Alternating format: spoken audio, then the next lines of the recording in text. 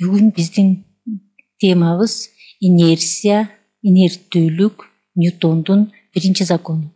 Биз Ньютондун биринчи законун түшүнөрдөн биринчи инерцияга түшүнүк алалы. Ал үчүн биз ташты алабыз, чоң ташты алып көрөлү. Мынакей таш. Ташка кандайдыр бир күч аракет этип атат. Эф күчү аракет этип атат. Эгерде ташка эф күчү аракет этип кыймылга келсе, көбүрөөк күч аракет этсе кыймылга келет. А эгерде биз күч аракет этпесек, ал өзүнүн тынч абалын же болбосо бир калыптагы түз сызыктуу кыймылын сактайт. Дагы мисал келтирип көрөлү. Мисалы, тоону алалы. Тоо деп коелу. Тоо. Же үйдү алалы. Үй.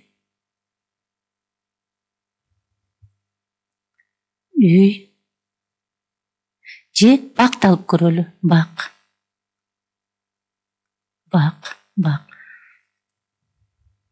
Булар бири-бирине салыштырмалуу кыймылсыз. Бирок биз бир калыптагы түз сызыктуу кыймылда деп айтабыз. Эмне үчүн? Себеби жерди алып көрөлү. Жер өз огунда айланат. Демек жерди чийдик. Демек биз ал нерселерди кыймылсыз десек дагы, жер өз огунда айланып, булар бир калыптагы түз сызыктуу кыймылда экен. Анын үчүн дагы бир мисал келтирип көрөлү. Мисал үчүн жантык тегиздик боюнча араваны алалы. Демек, араваны ылдый карай жиберсек, бул кыймылга келип токтоп калат.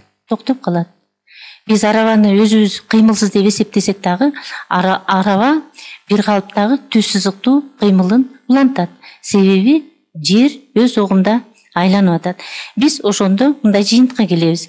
Нерсенин тынч абалын же бир калыптагы түз сызыктуу кыймылын сактоо кубулушу инерция деп аталат. Демек, инерция кубулушу күндөлүк турмушта көбүрөөк кездешет. Биздин турмушубузда көбүрөөк кездешет. Анын үчүн биз күндө түшүп жүргөн эле автобус алып көрөлү.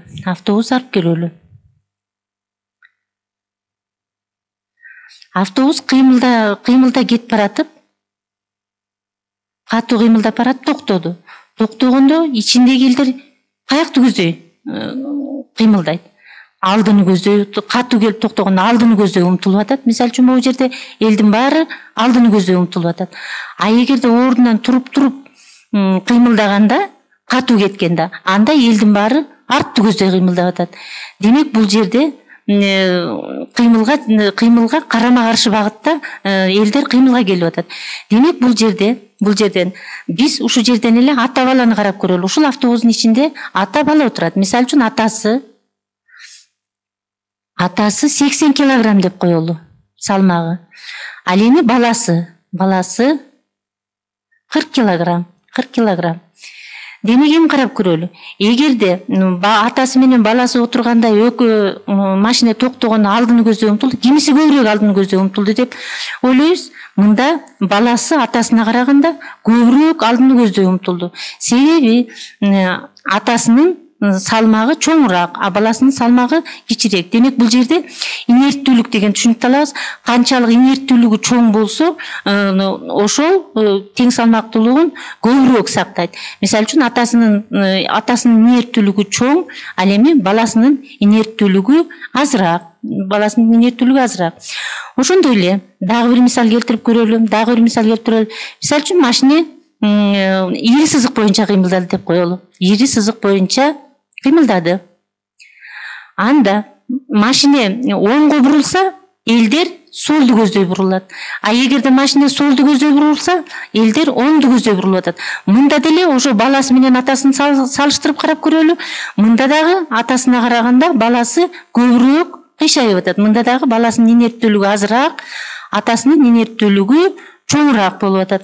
Демек, анда инерттүүлүк деген түшүнүктү карап көрөлү. Нерселердин тынч же бир калыптагы түз сызыктуу абалын сактоо касиети инерттүүлүк деп аталат экен. Дагы бир мисал келтирип көрөлү. Мисалы, ата бала атка минип кетип баратат дейли. Ат менен чаптырып баратышат. Эгерде ат менен чаптырып баратып бала ат токтогондо бала аттын башынан алыс түшүп атат. Атасы болсо бир аз кыйшайып барып токтоп калды. Мында дагы инерттүүлүк атасыныкы чоңураак, баласыныкы кичирээк болуп атат. Демек ушул инерттүүлүк, инерция жөнүндө Галилей окумуштуубуз. Мына Галилей бул биринчилерден болуп айтып кеткен. Бирок кийинчерээк Ньютон бул закон түрүндө киргизген. Бул закон Ньютондун закону, биринчи закону же болсо инерция закону деп аталат. Анда кандай айтылат экен?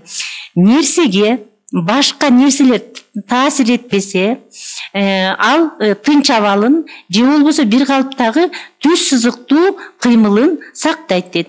Бул Ньютондун биринчи закону же болбосо инерция закону деп аталат.